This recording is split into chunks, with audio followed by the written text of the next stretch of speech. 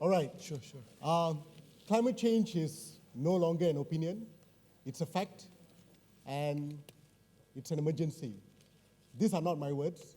These were the words of the youths at the climate summit at the United Nations General Assembly just a month ago, hardly a month ago.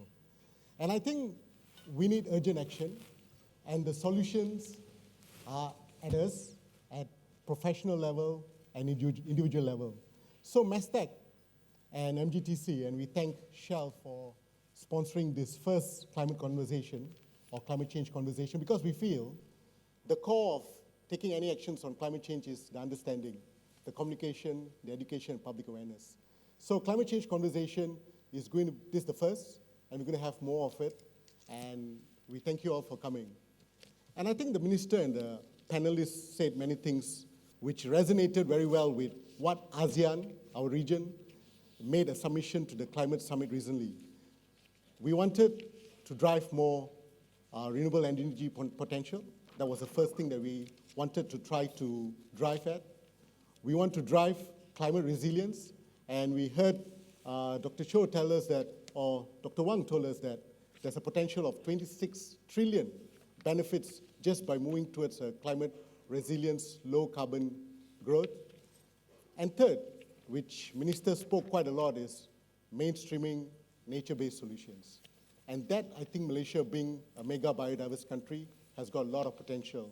And this becomes very interesting for us because Malaysia is a federal state government, and state governments can see this as a visible option for them to take nature-based solutions to provide two-pronged, one to address climate change, while to generate potential alternative income for state.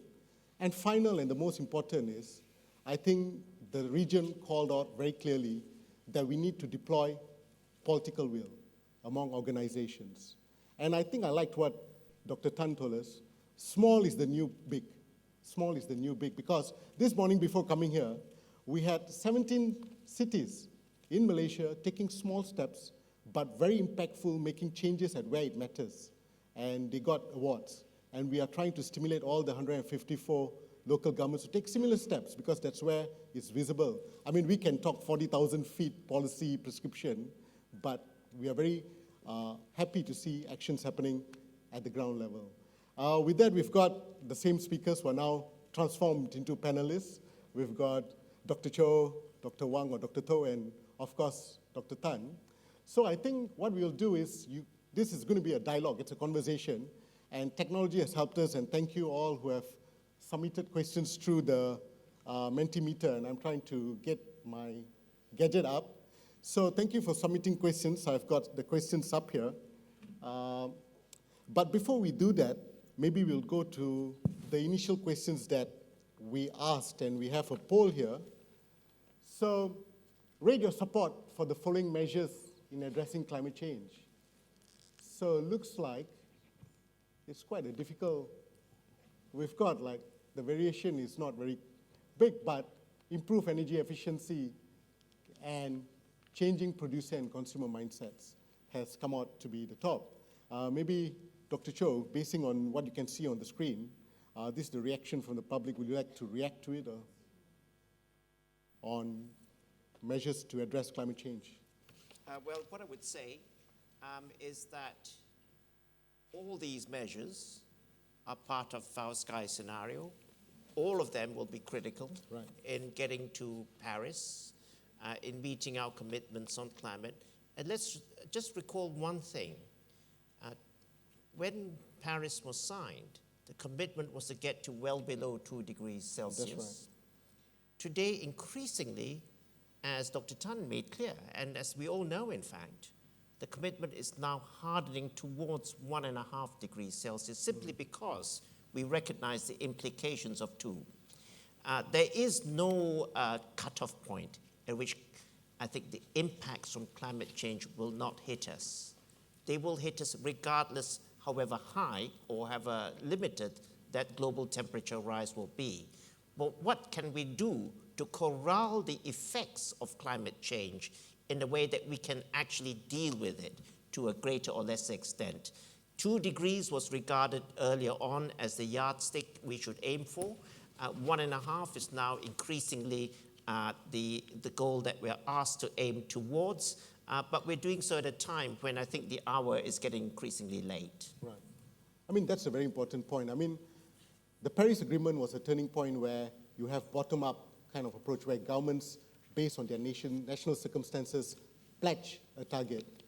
And the current NDCs, or the nationally determined contributions that we have, so I could, yes, okay, thank you.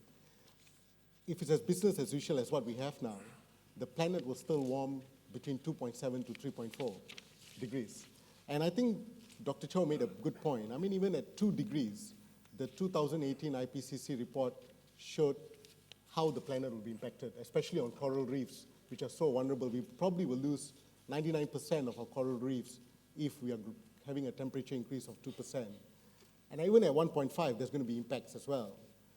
So this is really important. I mean, giving the narratives of Paris Agreement, and we're having a big country trying to move out of Paris Agreement. So this makes our targets even more challenging.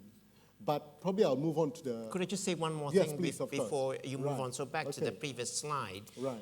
Which is, if you look at all those measures, I said they're all important, but I would perhaps underline that last one about changing producer and consumer mindsets. Because with both producing energy as well as consuming energy is the mindset that really matters there. And if we don't have that mindset shift, we won't get all those other changes that we talk about. So the mindset shift is critical. We know about production of energy, the shift from hydrocarbons to renewables and so on, and all those other measures that we're all good at talking about. But just think about our own daily lives. And I gave a few examples on the slide that I showed earlier on that I think I just didn't have time to go into. But think when we switch on the light, when we take a cold drink out of the fridge, just think of the energy we consume and just ask ourselves where does the energy come from.